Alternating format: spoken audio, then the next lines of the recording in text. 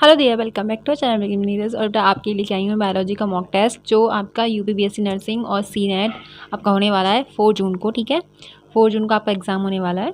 तो 4 जून को आपका एग्ज़ाम होने वाला है, उसके लिए है ये। और इवन आप अगर एम्स का भी एग्ज़ाम देना जा रहे हो तो एम्स का भी बीएससी नर्सिंग का, पैरामेडिकल का आप इसके थ्रू दे सकते हो। ये क्वेश्चन सफिशिएंट है आपके एम्स नर्सिंग और एम्स पैरामेडिकल के लिए। ठीक है, बाकी एक और चीज़ बता दूं फॉर सी नेट के लिए कि आपका जो एडमिट कार्ड है वो रिलीज़ हो चुका है, तो आप अपना एडमिट कार्ड को डाउनलोड कर लें। आपका 4 जून तक आपका एडमिट कार्ड क्या होगा, डाउनलोड कर सकते हो आप। और एक और बात बता दूँ मैं आपको, अगर आप ओरिजिनल आधार कार्ड भी लेना चाहते हो, ले जाना चाहते हो, ओरिजिनल आधार कार्ड ले जाओगे तो वो भी ले जा सकते हो। ठीक है, और अगर आप वैसा लेना चाहते हो, कॉपी ले जाना चाहते हो तो कॉपी ले जा सकते हो। ठीक है, बाकी आप बोल रहे थे मैम कलर्ड लेके जाएं या ब्लैक एंड वाइट लेके जाएं, तो अगर मेंशन्ड है तो कलर लेके जाना, अगर मेंशन नहीं है तो आप ब्लैक एंड वाइट भी चल जाएगा आपका। ठीक है, अगर मेंशन्ड है वहाँ पे तो फिर आप कलर लेके जाना, और कलर निकलवाने हैं तो कलर ही निकलवा लेना। फिर क्या बताऊँ मैं आपको। और फ़ोटो वगैरह आप 2 फ़ोटो लेके जाना। ठीक है, साथ में कभी कभी मिस्टेक हो जाती है, फ़ोटो में स्क्रैच वगैरह हो जाते हैं, यहाँ से लगा के ले जाते हैं। तो ठीक है, तो 2 फ़ोटो लेके जाना आप साथ में अपने। और आपकी 2 कॉपीज़ होनी चाहिए आपकी एडमिट कार्ड की। ठीक है, 2 कॉपी आपके एडमिट कार्ड की होनी चाहिए। और क्या होना चाहिए आपके साथ में, और एक और चीज़ होनी चाहिए आपके साथ में। और एग्ज़ाम टाइम पे ध्यान देना कि जब आप एडमिट कार्ड को, जो आपकी कॉपी आएगी, आंसर शीट आएगी, उसको फिल करते टाइम ना आप वही जो गोले होते हैं उन्हीं को फिल करें जो आपके अंक हैं। जैसे आपका रोल नंबर है, जैसे आप एग्जांपल में समझ लो कि 1 से लेके 9 डिजिट तक आपका रोल नंबर है। ठीक है, तो आपको वही डिजिट आप फिल करें जो बबल होते हैं उनमें, कि जैसे 1 है तो 1 का ही भरें, और सेकेंड है तो सेकेंड का ही भरें, थर्ड है तो थर्ड का ही भरें। ये ध्यान देना ज़रूर। ठीक है, इनमें गलती मत करना, स्पेलिंग में कोई गलती मत करना अपने नेम की, और अपना रोल नंबर बिल्कुल करेक्ट भरना। और इवन आपकी और भी चीज़ें होंगी, 2-3 सेंटर का नंबर होता है एक, वो भी अच्छे से भरना। ठीक है, कोई गलती नहीं चाहिए मुझे बिल्कुल भी, तो क्योंकि आप एग्ज़ाम में गलती करना बिल्कुल भी मना है। चलो अभी क्वेश्चन हम प्रैक्टिस कर ले रहे हैं। फर्स्ट क्वेश्चन है आपका, term genetics was given by. Term जो जेनेटिक्स था वो किसने दिया था, ये आपको बताना है। मेंडल ने, मॉर्गन ने, डब्ल्यू बेटसन ने, या फिर बोवेरी ने। तो आपका जो टर्म, और हाँ एक और चीज़ बता दूँ मैं आपको, अभी आपको अपने क्वेश्चन देखते जाने हैं, अपना आंसर चूज़ कर लेना कि मेरा आंसर ये होगा, उसके बाद में मैं आपको बताऊंगी कि ये वाला आंसर है। ठीक है, तो आप अपना देख लो क्या आंसर होगा इसमें। ठीक है, अभी मैं आपको बताती हूँ। तो इसका जो ऑप्शन हो जाएगा बेटा, वो हो जाएगा आपका ऑप्शन सी, डब्ल्यू विटसन, आपके जेनेटिक्स के, उन्होंने जेनेटिक्स, टर्म जेनेटिक्स दिया था। नेक्स्ट क्वेश्चन है आपका, इसमें 40 क्वेश्चन होंगे और पूरा आपको 12th का सिलेबस कवर करूँगी इसमें मैं। ठीक है, सेकंड क्वेश्चन आपका, Mendel is famous for his work on. तो मेंडल ने किस पे काम किया था जिससे वो फेमस हो गए थे, वो पिज्म सटाइवम था, आपको पता है, मटर के दाने पे किया था, गार्डन पी पे। तो गार्डन पी का जो साइंटिफिक नेम है वो क्या है, पिज्म सटाइवम है। तो सेकंड का ई हो जाएगा। ठीक है, नेक्स्ट क्वेश्चन देखिए। नेक्स्ट क्वेश्चन है आपका थर्ड, बोल रहे हैं आपसे, which one of the following characteristic studies by Mendel in garden pea was found to be dominant. ठीक है, ये आपसे पूछ रहे हैं। तो ये इसका जो आपका क्वेश्चन होगा, आंसर हो जाएगा, वो क्या होगा बताइए मुझे। ये ऑप्शन है आपका, ग्रीन सीड कलर, या फिर टर्मिनेशन फ्लावर पोजीशन, या फिर ग्रीन पॉड कलर, या फिर रिंकल्ड सीड। तो इसमें क्वेश्चन में पूछ क्या रहे हैं, ये पूछ रहे हैं कि which one of the following characteristic studies by Mendel, Mendel ने किन कैरेक्टर पे स्टडी की थी इन गार्डन पी पे, was found to be dominant. जो आपकी डोमिनेंट कैरेक्टर थे गार्डन पी के, उसमें से किस पे जो करेक्टर थे डोमिनेंट, वो कौन से करेक्टर थे डोमिनेंट जिस पे उन्होंने काम किया था। ठीक है, गार्डन पी पे मेंडल ने। तो मेंडल का एक चीज़ बता दूं मैं आपको, इन्होंने ना वर्क किया था 7 ईयर का इनका वर्क चला था। ठीक है, और उसके बाद में ये एक चर्च के पादरी थे, इन्हें पादरी बोलते थे, चर्च के पादरी थे ये चीज़ें आपको पता होनी चाहिए। ठीक है, तो इन्होंने क्या है, इसमें इनके 7 कैरेक्टर थे, आपने देखा होगा 7 कैरेक्टर पर इन्होंने काम किया था। ठीक है, 7 कैरेक्टर थे, 7 कैरेक्टर को उन्होंने चूज़ किया था, और 7 कैरेक्टर में से एक कैरेक्टर ये था जो ग्रीन पॉड कलर, ये आपका डोमिनेंट दर्शा रहा था उसमें। ठीक है, चलो नेक्स्ट क्वेश्चन देख ले रहे हैं। नेक्स्ट क्वेश्चन है आपका, देखिए फोर्थ, बोल रहे हैं N incomplete dominance is shown by. जो एक इनकम्प्लीट डोमिनेंस होता है, ये भी आपको पता है, जेनेटिक्स में से ही है। तो एन इनकम्प्लीट जो डोमिनेंस होता है शोन बाई किसके द्वारा दिखता है, पिज्म सटाइवन के द्वारा दिखता है, या फिर आपका न्यूरोस्पोरा, या सी ऑप्शन है मिराविलिस जलापा, या फिर आपका है लेथरिस ओट्रस। ठीक है, तो इसका जो ऑप्शन हो जाएगा वो ऑप्शन हो जाएगा आपका मिराविलिस जलापा। इनको ने जो इनकम्प्लीट डोमिनेंस है वो इसमें शो हुआ था। नेक्स्ट क्वेश्चन देखिए 5, बोल रहे हैं mutations can be induced with. जो म्यूटेशन होते हैं वो किसके साथ में इंड्यूस्ड होते हैं, तो IAA, थाइलिन, गामा रेडिएशन, या फिर इंफ्रारेड रेडिएशन। तो जो म्यूटेशन होते हैं वो इंड्यूस होते हैं किसके साथ में, गामा रेज के साथ में। ठीक है, आप अपने क्वेश्चंस को चूज़ करते जाना बेटा। नेक्स्ट क्वेश्चन देखिए, नेक्स्ट क्वेश्चन है आपका, देखिए 6 वाला बोल रहे हैं आपसे, विच of the following was probably not present in large amounts in the atmosphere at the time of origin of life. तो आपको बताना है, ये आपका इवोल्यूशन से है, ये वाला जो क्वेश्चन है वो कहाँ से है, इवोल्यूशन से है। आप समझ रहे होगी कि कौन से चैप्टर से हमने क्वेश्चन लिए हैं, ठीक है। इवोल्यूशन से आपका। तो बोल रहे हैं आपसे कि जो आपने विच of the following was probably not present in large amount, इनमें से कौन सा नॉट प्रेजेंट था, लार्ज अमाउंट में नहीं था, in the atmosphere at the origin of life, जब लाइफ हमारी ओरिजिन हो रही थी, मतलब उसकी शुरुआत हो रही थी लाइफ बनने की, तो इनमें से कौन सा अमाउंट लार्ज अमाउंट में प्रेजेंट नहीं था, वो आपसे पूछ रहे हैं। तो आपका फर्स्ट ऑप्शन है वाटर, फिर हाइड्रोजन, फिर ऑक्सीजन, फिर CO2। तो इसमें से जो आपका लार्ज अमाउंट में उस टाइम पे नहीं प्रेजेंट था, वो थी आपकी, बताइए क्या थी, वो थी आपकी ऑक्सीजन, ठीक है। नेक्स्ट क्वेश्चन देखिए, नेक्स्ट क्वेश्चन है आपका, इसमें से बताना है 7 में से which is not a vestigial part in humans, इसमें से कौन सा वेस्टिजल पार्ट नहीं है ह्यूमंस का। तो आपको बताना है, फर्स्ट ऑप्शन है आपका segmental muscles of abdomen, finger Niels, third molar, या फिर कॉग्स। तो इसका जो ऑप्शन हो जाएगा वो हो जाएगा आपका फिंगर नील्स, आपकी क्या हैं, वेस्टिजल ऑर्गन नहीं है, ठीक है।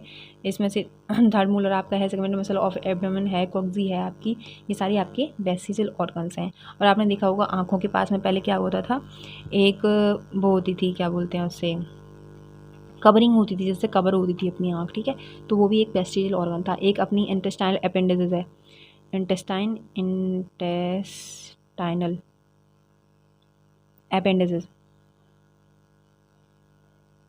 ठीक है। ये भी आपकी क्या है, जो अपने पेट में जो अपनी बड़ी आंत होती है ना, जो लार्ज इंटेस्टाइन होती है, उससे अटैच होती है, तो ये भी आपकी रिमूव हो जाती है। अगर कोई भी बाय द वे इन्फेक्शन हो जाता है आपके पेट में, तो वो रिमूव कर देते हैं। तो वो क्या है, एक वेस्टिजल ऑर्गन है अपनी बॉडी का, ठीक है। नेक्स्ट क्वेश्चन देखिए, नेक्स्ट क्वेश्चन है आपका 8 बोल रहे हैं, crossing over occurs in, crossing over किस में होती है, कौन सी स्टेज में होती है। तो वो होती है लेप्टोटीन में, पेकाइटिन में, या फिर आपकी एनाफेज में, या फिर डाइकाइनेसिस में। तो क्रॉसिंग ओवर आपकी होती है, वो किस में होती है, पेकाइटिन में होती है, ठीक है। क्रॉसिंग ओवर पेकाइटिन में आपकी होती है, ठीक है। बाकी लेप्टोटीन और जो एनाफेज है वो, और डायंथेसिस है, इसमें सब में आप चेक कर लेना कि इसमें क्या क्या होता है, ठीक है। नेक्स्ट क्वेश्चन देखिए, नेक्स्ट क्वेश्चन है आपका 9 बोल रहे हैं, इफ़ मोहन है 6 गर्ल्स, मोहन के पास में कोई व्यक्ति है मोहन, उसके पास में कितने हैं, 6 लड़कियां हैं उसकी, ठीक है। The percentage of probability of 7th child to be given her is. हाँ, तो बेटा आपकी 7 चाइल्ड जो उसका बच्चा होगा 7, तो इसमें से कितनी पॉसिबिलिटीज़ हैं, कितनी प्रोबेबिलिटीज़ हैं कि वो गर्ल होगी या फिर चाइल्ड होगा, ठीक है। तो अगर आप ऐसे निकालना चाहो, इजीली निकालना चाहो, तो इजीली भी निकाल लोगे। जैसे देखिए यहाँ पे XY क्या होता है, मेल का होता है, XX फीमेल के पास में होते हैं, ठीक है। तो हम जब इनको क्रॉस करवाएंगे तो XX ये हो गया, ठीक है। फिर दोबारा से एक और क्रॉस करा दो इनका, ये XX हो गया, ठीक है। फिर उसके बाद में ये और ये करवाओगे XY, देन इसे और इसे करवाओगे तो XY। तो मतलब 50% चांसेस हैं कि आपको गर्ल हो, और 50% चांसेस हैं कि सन भी हो सकता है, ठीक है। तो इसमें से आपका क्या आ रहा है रेशियो, 50% रेशियो आ रहा है कि आपकी गर्ल भी हो सकती है। 7th जो चाइल्ड होगा वो मे बी गर्ल भी हो सकती है, और मे बी बॉय भी हो सकता है, ठीक है। 50% चांसेस है। फिर देखिए 10th बोल रहे हैं, in 1981 the first case of AIDS was recognised by, जो 1981 में जो फर्स्ट केस दिखा था एड्स का, वो कहाँ दिखा था, वो पहले तो बता दे रही हूँ मैं आपको, USA में सबसे पहला फर्स्ट केस आया था, ठीक है। तो वो रिकॉग्नाइज्ड बाई किसके द्वारा रिकॉग्नाइज किया गया था, तो वो किया गया था आपका, जस्ट अ मिनट बेटा, वो किया गया था आपका C ऑप्शन आपका सही हो जाएगा। अभी इस नाम को ना आप ध्यान में रखना, क्या नाम है ये, ठीक है। और एक और चीज़ बता दे रही हूँ मैं आपको कि आपका जो WHO है ना, WHO का जो हेड क्वार्टर है वो है जिनेवा में, जिनेवा, जो भी स्पेलिंग है, मुझे स्पेलिंग नहीं पता, लेकिन जिनेवा है उसका हेड क्वार्टर, ठीक है, याद रखना आप। नेक्स्ट क्वेश्चन देखिए, नेक्स्ट क्वेश्चन आपका 11, पोलियो जो है vaccine was first prepared by, जो पोलियो वैक्सीन है वो किसने सबसे पहले प्रिपेयर की थी, तो वो आपके हैं साइंटिस्ट, बताना जरा मुझे साइंटिस्ट कौन से होंगे। इसमें से जो साइंटिस्ट हैं आपकी वो के हैं जे साहब, ठीक है। नेक्स्ट क्वेश्चन आप लोग देखते जाना अपने क्वेश्चन। नेक्स्ट क्वेश्चन आपका 12 बोल रहे हैं, BCG स्टैंड फॉर, BCG किसके लिए स्टैंड करता है, तो फर्स्ट ऑप्शन आपका बैक्टीरियो केमिकल जेनरेसी, या फिर बैक्टीरिया कल्चर ग्रोथ, या फिर बैक्टीरियल कैलमेट जीनियन, या फिर बैक्टीरियल सेल ग्रोथ। तो आपका जो ऑप्शन हो जाएगा वो ऑप्शन हो जाएगा टीबी का। ये क्या है, BCG क्या है, BCG स्टैंड फॉर किस लिए होता है, तो ये आपको बताना है। आपका थर्ड ऑप्शन इसमें सही है, ठीक है। तो ये क्या होता है, एक आपका टीबी का बैक्टीरिया, टीबी एक बैक्टीरियल डिजीज़ है, ये आपको पता होना चाहिए, ठीक है। टीबी एक बैक्टीरियल डिजीज़ होती है और इसकी जो वैक्सीनेशन होती है वो वैक्सीनेशन होती है किसके द्वारा, बीसीजी के द्वारा। जब वैक्सीनेशन हम करते हैं टीबी का तो उसे हम क्या देते हैं, बीसीजी का टीका लगाते हैं, ठीक है। नेक्स्ट क्वेश्चन देखो, नेक्स्ट क्वेश्चन है आपका ये वाला। नेक्स्ट क्वेश्चन ये है, histone proteins are, histone proteins कैसी होती हैं, पॉजिटिवली चार्ज होती हैं, बेसिक होती हैं, फिर नेगेटिवली चार्ज होती हैं, एसिडिक होती हैं, या फिर आपके न्यूट्रल चार्ज होती हैं, या फिर बेसिक होती हैं, या फिर नन ऑफ द अबव होती हैं, ठीक है। तो बेसिकली जो आपकी हिस्टोन प्रोटीन्स होती हैं वो होती क्या हैं, जो आपका डीएनए होता है ना, डीएनए होता है ना बेटा, वो उन पे जो हिस्टोन प्रोटीन्स होती हैं उन पे रैप करता है ऐसे, ठीक है, उन पे लाइन वाइज रैप करता है, ठीक है। तो डीएनए क्या है आपको पता है, डीएनए अगर आपको पता हो तो डीएनए एक नेगेटिवली चार्ज होता है और वो एसिडिक होता है। डीएनए कैसा है, एसिडिक होता है, ठीक है, नेगेटिवली चार्ज और एसिडिक होता है। तो किसी चीज़ को न्यूट्रल करने के लिए हमें क्या करना पड़ेगा, बेसिक जो एसिड है, तो एसिड है तो बेस चाहिए होगा उसे, और जो नेगेटिव है तो पॉजिटिव चाहिए था, क्योंकि नेगेटिव और positive attract to each other, ठीक है। तो इसलिए जो आपका पॉजिटिव जो हिस्टोन प्रोटीन है वो क्या होंगी, अट्रैक्ट करती हैं किसको, डीएनए को अपनी तरफ, क्योंकि वो पॉजिटिवली चार्ज है और डीएनए नेगेटिवली चार्ज है। किस लिए नेगेटिवली चार्ज है, क्योंकि उसके पास में फॉस्फेट आयन होती हैं, ठीक है, फॉस्फेट आयन होती हैं, तो इसलिए वो नेगेटिवली। क्वेश्चन जब आप देखेंगे तो देखिए आप इसका ऑप्शन आप देख लो, इसका ऑप्शन हो जाएगा पॉजिटिव चार्ज और बेसिक होता है वो, ठीक है। नेक्स्ट क्वेश्चन देखिए, नेक्स्ट क्वेश्चन बेसिकली इसकी दो चीज़ें और होती हैं जो इंपॉर्टेंट है काफ़ी, नीट के पर्पज़ से भी और अदरवाइज कोई भी एग्जाम हो उसके पर्पज़ से भी। तो इसके पास में दो चीज़ें होती हैं, आर्जिनिन और आपका लाइजिन, ये भी याद रखना है आपको, ठीक है। तो इसका ऑप्शन मैंने आपको बता दिया, ये ऑप्शन सही हो जाएगा। नेक्स्ट क्वेश्चन आपका 14 बोल रहे हैं, Indian scientist who crack the genetic code, इनमें से कौन से इंडियन साइंटिस्ट हैं जिन्होंने जेनेटिक कोड को क्या किया था, क्रैक किया था। तो अब जेनेटिक कोड बेसिकली होता क्या, तो जेनेटिक कोड ये होता है बेटा, बता दूं मैं आपको, जेनेटिक कोड होता है देखो जैसे ACTTG, ये है आपका, ठीक है। तो यहाँ पे जेनेटिक कोड क्या होगा, यहाँ पे कोड करेंगे इसको, तो आपने देखा होगा कि A = हम क्या करते हैं, T रखते हैं, और G = C रखते हैं, ठीक है। तो A की जगह पे T आ जाएगा हमारा, C की जगह पे G आ जाएगा हमारा, फिर A आ जाएगा, फिर A आ जाएगा, फिर C आ जाएगा।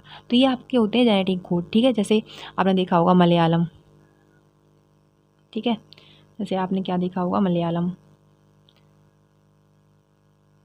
मलयालम, ये आपका एनसीईआरटी का एग्जाम्पल है। आप इसको उल्टा पढ़ो या सीधा पढ़ो, ये मलयालम ही पढ़ेंगे। या फिर जहाज़ देख लो आप, एक और एग्जाम्पल है जहाज, ठीक है। तो ये क्या है, ये आपका क्या है, सेम वर्ड है, पीछे से पढ़ लो चाहे से आगे से पढ़ लो, तो ये जेनेटिक कोड कहलाते हैं आपके, ठीक है। पैलिंड्रोमिक सीक्वेंस भी बोलते हैं इसको, अगर मुझे अब मैंने सही मुझे याद आ गया टाइम पे, पैलिंड्रोमिक सीक्वेंस होता है ये, ठीक है। तो आपको पता है कि आपके जो वो होते हैं, क्या होते हैं, जो आपके नाइट्रोजनस बेस होते हैं, नाइट्रोजनस बेस देखिए, नाइट्रोजनस बेस क्या क्या होते हैं आपके, नाइट्रोजनस बेस होते हैं आपके ATCG, मतलब आपके एक होते हैं प्यूरीन और दूसरे होते हैं आपके पिरामिडीन,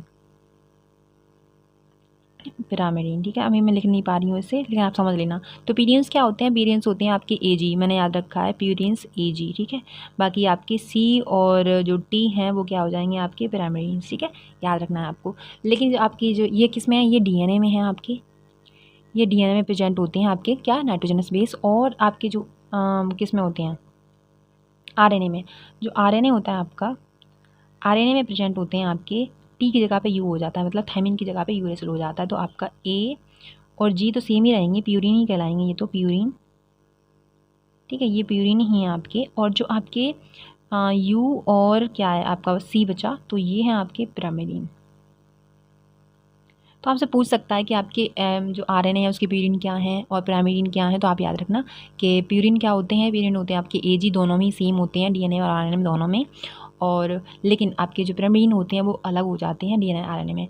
DNA में होते हैं आपके थायमिन और साइटोसिन, और RNA में होते हैं आपके यूरेसिल और साइटोसिन, ठीक है, याद रखना है आपको। बाकी आपकी फुल फॉर्म भी आपको याद रखनी है राइबोज की, और मतलब RNA और DNA की, कि RNA की होती है राइबोज न्यूक्लिक एसिड और डीऑक्सी राइबोज न्यूक्लिक एसिड, ये आपको याद रखना, ठीक है। नाइट्रोजनस बेस क्या होते हैं, ये आपके नाइट्रोजनस बेस होते हैं, ये इन्हें ही हम नाइट्रोजनस बेस बोलते हैं, ठीक है, याद रखना है आपको। तो जो साइंटिस्ट थे, इंडियन साइंटिस्ट थे, उन्होंने जेनेटिक कोड को क्या किया था, क्रैक किया था, तो वो थे आपके अरविंद खुराना, ठीक है, आपको याद रखना है। नेक्स्ट क्वेश्चन देखिए, नेक्स्ट क्वेश्चन आपका 15 बोल रहे हैं in lac operon the Z gene codes for. जो लेक ओपेरन आपका एक एक्सपेरिमेंट था, किया था ओपेरॉन ने, तो उसमें ना उनके पास में कुछ जीन थे, जैसे आई जीन था, एक आई जीन था, एक जेड जीन था और एक और जीन था, मुझे याद नहीं रहा है।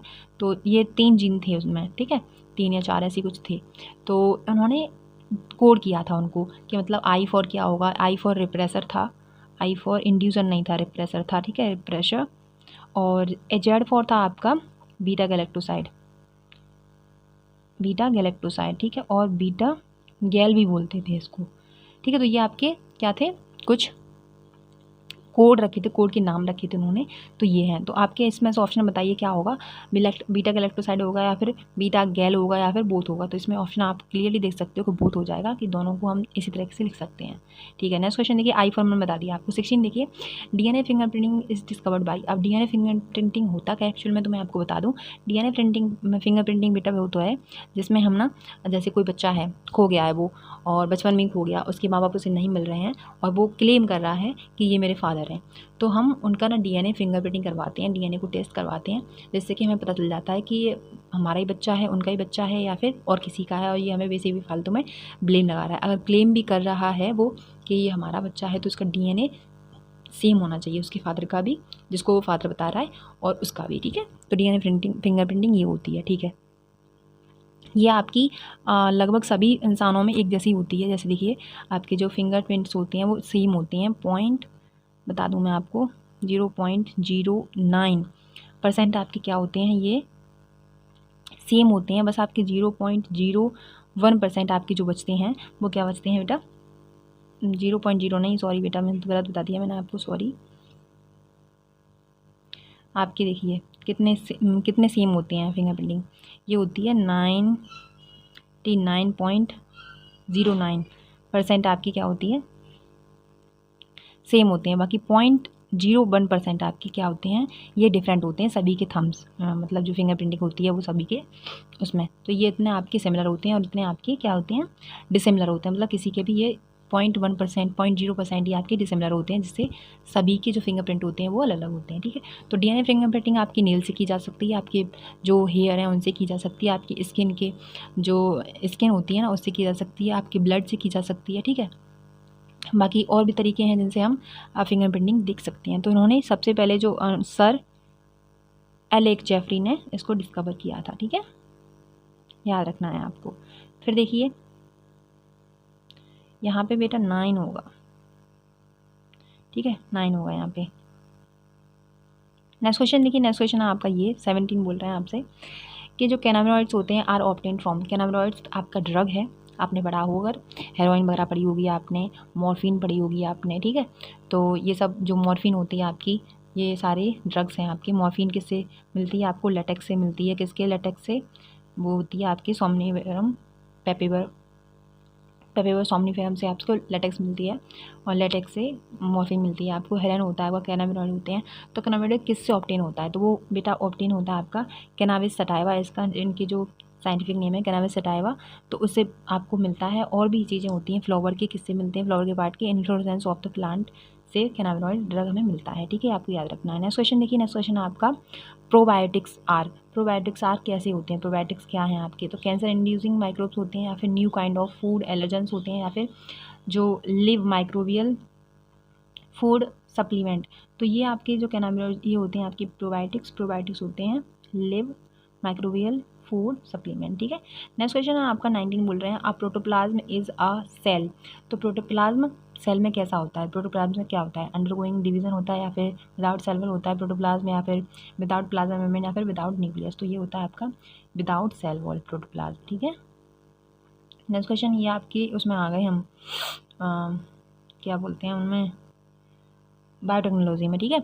A common bio control agent for the control of plant disease is क्या है, तो ये भी आपको इजीली याद होगा, बहुत ही कॉमन क्वेश्चन है। तो ये है ट्राइकोडर्मा। ट्राइकोडर्मा एक क्या है, बैक्टीरिया है, जिसे हम अपने जो एजेंट होते हैं बायो कंट्रोल एजेंट को प्लांट डिजीज से बचाने के लिए इस्तेमाल करते हैं, ठीक है। नेक्स्ट क्वेश्चन देखिए 21 बोल रहे हैं आपसे, ये है कि analysis of chromosomal DNA using the Southern hybridisation, ठीक है, टेक्निक डज नॉट यूज़। तो इसमें से कौन सी में सॉर्दर्न जो हाइब्रिडाइजेशन की टेक्निक होती है डीएनए के लिए वो कौन सी में यूज़ नहीं की जाती है? तो इलेक्ट्रोफोरेसिस है, बोल्टिंग है, या फिर ऑटो रेडियोग्राफी है, या फिर पीसीआर है। तो इसका जो ऑप्शन हो जाएगा बेटा वो पीसीआर हो जाएगा, ठीक है, पीसीआर। आपने देखो आप प्लाज्मेट है पीसीआर 322, ठीक है, 322 ये आपका एक प्लाज्मेट है जिससे हम हेल्प करते हैं कि जैसे कोई भी इंजेक्ट कराना, न्यू किसी को होस्ट कराना है, किसी को बाहर निकालना है, किस कैरेक्टर को किस कैरेक्टर इन करना है, तो ये आपका प्लाज्मेट हेल्प करता है इसमें कैरेक्टर को एक्सचेंज करने में, ठीक है, कैरेक्टर को। इलेक्ट्रोफोरेसिस क्या होता है? इलेक्ट्रोफोरेसिस आपने देखा होगा एक जेल फॉर्म में होता है जिससे हम डीएनए को सेपरेट करते हैं, ठीक है, डीएनए के जो फ्रेगमेंट होते हैं उनको सेपरेट करते हैं। जो छोटे वाले होते हैं वो जल्दी नीचे नीचे चले जाते हैं और लंबे वाले होते हैं ऊपर रह जाते हैं। तो उनका भी एनोड और कैथोड वाली एक डिस्क होती है, उन पर भी एनोड और कैथोड लिखा होता है, ठीक है, एनोड कैथोड। तो जो छोटे वाले होते हैं वो जल्दी नीचे चले जाते हैं और जो बड़े होते हैं वो ऊपर रह जाते हैं, ठीक है। तो ऐसे ही इलेक्ट्रोफोरेसिस है ये। तो ये आपका इलेक्ट्रोफोरेसिस होता है। नेक्स्ट क्वेश्चन देखिए, नेक्स्ट क्वेश्चन 22 बोल रहे हैं आपसे विच वन ऑफ द, अगर आपको बता दूं बेटा, अगर आपको थोड़ी सी टाइम लग रहा हो तो मैं इसे समझा के दी हूँ, इसलिए आपको थोड़ा टाइम लगेगा तो लंबी हो सकती है वीडियो, ठीक है। विच one of the following pair is wrongly matched, इसमें से आपको रॉन्गली मैच्ड पेयर बताना है। बताइए, अल्कोहल नाइट्रोजनस होगा, फ्रूट जूस पेक्टिनेज होगा, टेक्सटाइल एमाइलेज होगा, डिटर्जेंट लाइपेज होगा। तो इसमें से जो मुझे लग रहा है रॉन्ग वो क्वेश्चन है आपका ये है अल्कोहल नाइट्रोजनेज, ठीक है, ये रॉन्ग है आपका। बाकी फ्रूट जूस को जैसे आपने देखा होगा जो रेगुलर फ्रूट होते हैं उनको हम घर पे निकालते हैं तो उनमें फाइबर मिलते हैं बहुत सारे, लेकिन जो बाहर से खरीदते हैं जूस, जो आर्टिफिशियल जूस होते हैं, आर्टिफिशियल इन द सेंस कि मतलब जो पैकेट में आते हैं जूस, उनमें क्या आपको रे से नहीं मिलेंगे बिल्कुल भी। वो क्यों नहीं मिलते हैं? कि पैकेटेज एग्जाम है उसमें डाल देते हैं, जैसे कि जो फाइबर होते हैं वो मर जाते हैं, उनसे खा लेते हैं उन्हें। टेक्सटाइल एमाइलेज से होता है, डिटर्जेंट होते हैं लाइपेज, डिटर्जेंट मतलब जो आपके इस्तेमाल कर रहे हो कपड़े धुलने में, साबुन वगैरह, तो उसमें लाइपेज पाया जाता है, ठीक है, एंजाइम। नेक्स्ट क्वेश्चन देखिए, नेक्स्ट क्वेश्चन आपका cry first endotoxins obtain from, किससे ऑब्टेन क्या होता है? वो बीटी से ऑब्टेन होता है, जिसे बेसिलस thuringiensis बोलते हैं। आर इफेक्टिव अगेंस्ट, किसके अगेंस्ट इफेक्टिव होता है? तो नोमेटोड्स के, वॉलवॉर्म के, मॉस्किटोज के, या फिर फ्लाइज के। तो इसका जो इफेक्ट होता है वो किस पे होता है? वॉलवॉर्म पे। जो कॉटन की आपने देखा होगा, कॉटन में डिजीज़ हो जाती है, कॉटन के पेड़ होते हैं उनमें डिजीज़ हो जाती है, तो ठीक है, बॉलवॉर्म है आपका। और एक और है बॉलवॉर्म के अलावा कॉर्न बोरर, ठीक है। तो क्राई फर्स्ट ABAC ये काम करते हैं, ठीक है। फिर देखिए नेक्स्ट क्वेश्चन है 24 बोल रहे हैं आपसे formula for exponential population growth is. तो आपको एक्सपोनेंशियल पॉपुलेशन ग्रोथ का फार्मूला बताना है। तो वो होता है आपका फार्मूला, वो होता है DN/DT = RN। ये आपका एक्सपोनेंशियल का होता है, ठीक है। एक होता है लॉजिस्टिक का भी होता है। तो लॉजिस्टिक का क्या होता है मैं आपको बता देती हूँ। देखो यहाँ पे ग्राफ बता दे रही हूँ आपको मैं। ग्राफ अगर आपसे पूछा जाए तो, वैसे आई थिंक मुझे नहीं लगता कि पूछा जाएगा, लेकिन फिर भी आपको रेफरेंस के लिए बता दे रही हूँ कि आपका ग्राफ होता है एक, इसमें होती है एक होती है एक्सपोनेंशियल ग्रोथ और एक होती है लॉजिस्टिक ग्रोथ। लॉजिस्टिक ग्रोथ का मतलब लॉजिकली कि एक्सपोनेंशियल ग्रोथ नहीं होती है बेसिकली। अगर ज़्यादा आपके अनलिमिटेड सोर्सेज होते हैं उनके लिए एक्सपोनेंशियल ग्रोथ होती है, और जो आपके लिमिटेड सोर्स होते हैं तो उसमें लॉजिस्टिक ग्रोथ होती है, ठीक है। तो लॉजिस्टिक ग्रोथ का जो फार्मूला अगर से पूछा जाए आपसे तो वो होता है आपका, देखिए DN/DT = RN और K-N/K आपने पढ़ा होगा, आई एम श्योर, ठीक है, आपने पढ़ा होगा डेफिनेटली। तो ये आपकी होती है एक्सपोनेंशियल EX लिख दे रही है यहाँ पे, और ये वाली ग्रोथ होती है लॉजिस्टिक, ठीक है, याद रखना है आपको। नेक्स्ट क्वेश्चन देखिए, नेक्स्ट क्वेश्चन आपका ये वाला बोल रहे हैं in the formula of exponential pollution growth R is the. तो R क्या रिप्रेजेंट करता है एक्सपोनेंशियल पॉपुलेशन ग्रोथ में? तो इसका जो R है वो क्या बोलता है? वो इंट्रिंसिक ग्रोथ रेट बोलते हैं, R को रिप्रेजेंट करता है। R क्या रिप्रेजेंट करता है? Intrinsic growth rate. आप अपना देख लेना, ठीक है, क्वेश्चंस को ध्यान में रखना। फिर आप देखो नीच ओवरलैप इंडिकेट, तो नीच किसको ओवरलैप करती है? इंडिकेट करती है। तो आपका इसका जो ऑप्शन हो जाएगा वो हो जाएगा आपका D, शेयरिंग ऑफ वन और more resources between the two species, ठीक है। नेक्स्ट क्वेश्चन देखिए, about 70% of total global carbon is found in. जो 70% ऑफ टोटल ग्लोबल कार्बन होता है वो कहाँ पाया जाता है? तो अब ये NCERT की लाइन है सारी, तो वो होता है आपका ओशियन में पाया जाता है, ठीक है। और 1% आपका पाया जाता है, 1% आपका पाया जाता है एटमॉस्फेयर में, याद रखना है आपको, ठीक है। नेक्स्ट क्वेश्चन देखिए, नेक्स्ट क्वेश्चन है आपका ये नेक्स्ट क्वेश्चन आपका, which of the following is not included under in situ conservation. इसमें से कौन सा है जो इन सीटू कंजर्वेशन के अंदर नहीं आता है, ठीक है, मतलब इट मीन्स डायरेक्टली बोल रहा है वो को एक्स सीटू के अंदर आता है।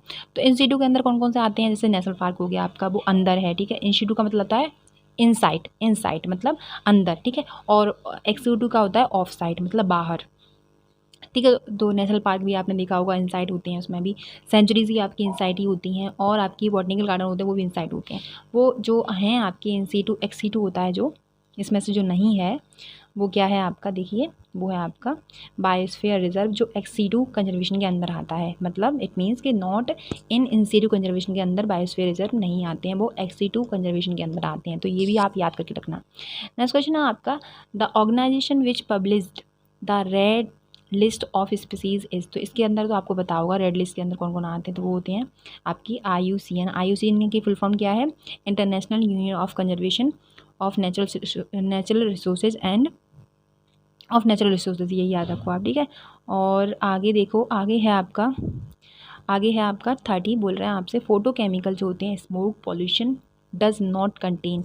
इनमें से कौन सा है जो फोटोकेमिकल स्मोक पॉल्यूशन में कंटेन नहीं करता है, तो वो क्या है आपका के अंडर नहीं आता है, तो वो क्या है आपका कार्बन डाइऑक्साइड, ठीक है। नेक्स्ट क्वेश्चन है आपका 31 बोल रहे हैं, विच of the following pair is not correctly match. इसमें से आपको बताना है कि इसमें से कौन सा करेक्टली मैच नहीं है।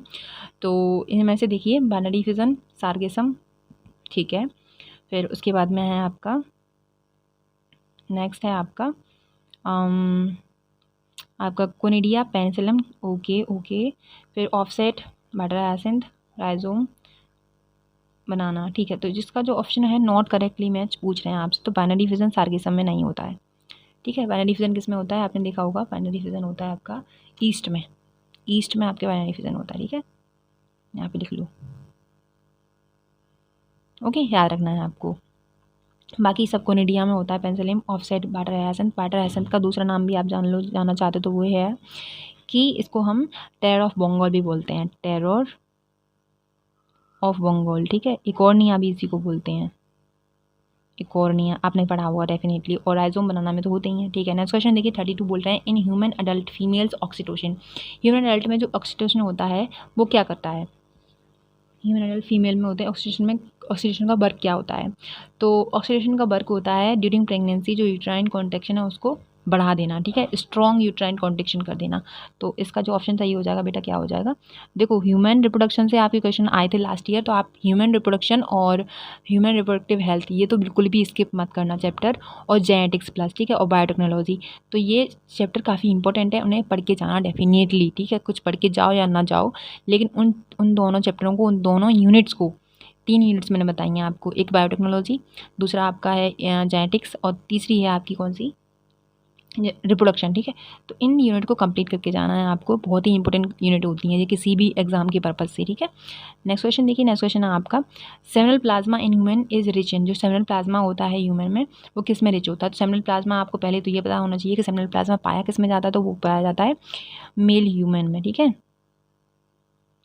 मेल ह्यूमन में पाया जाता है, मेल ह्यूमन्स में आपको सेमिनल प्लाज्मा पाया जाता है। तो ये रिच होता है किसमें, देखो सबसे पहले फ्रक्टोज और कैल्शियम और सर्टीन कुछ एंजाइम्स होते हैं उसमें। तो ऑप्शन है आपका, देखिए इसमें से आप अपना ऑप्शन को चूज़ कर लेना। तो ये होगा फ्रक्टोज कैल्शियम सर्टीन एंजाइम्स में आपके सेमिनल प्लाज्मा में पाए जाते हैं, ठीक है। नेक्स्ट क्वेश्चन है आपका सर्जिकल रिमूवल ऑफ ओवरी।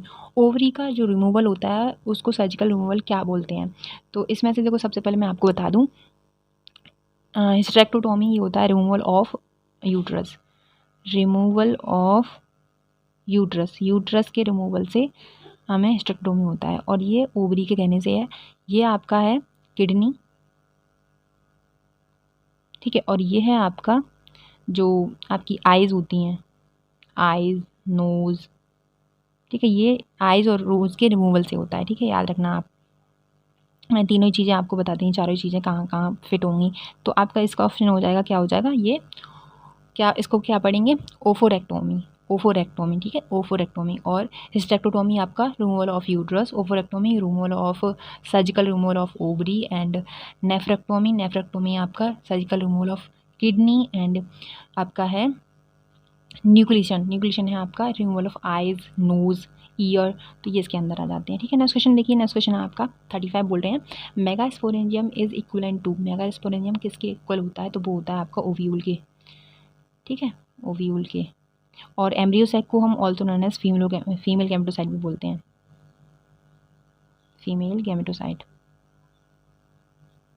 ये आपको याद रखना है, ये काफ़ी इंपॉर्टेंट है कि एम्ब्रियोसैक को हम ऑल्सो नोन एज क्या बोलते हैं, ये भी याद रखना है आपको, काफ़ी इंपॉर्टेंट इसका वो है क्वेश्चन है।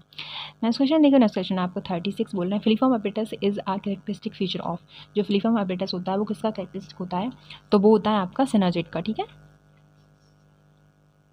सिनर्जिड का। ठीक है, सिनर्जिड इसका आंसर सही हो जाएगा। फिलीफॉर्म एपिटस ये एंट्री सिनर्जिड किसका है? जो फेलोपियन की एंट्री के लिए ये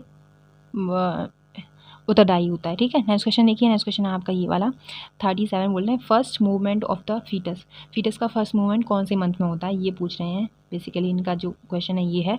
तो 5th मंथ में आपका क्या होता है?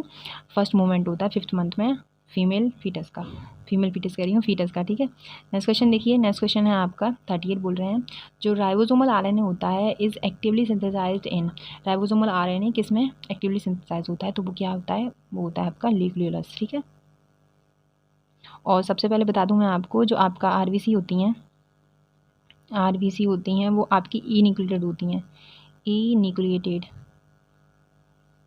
न्यूक्लिएटेड। ठीक है, याद रखना है, मतलब इनमें कोई भी न्यूक्लियस प्रेजेंट नहीं होता है। आरबीसीज होती हैं आपकी 120 डेज इनका क्या होता है?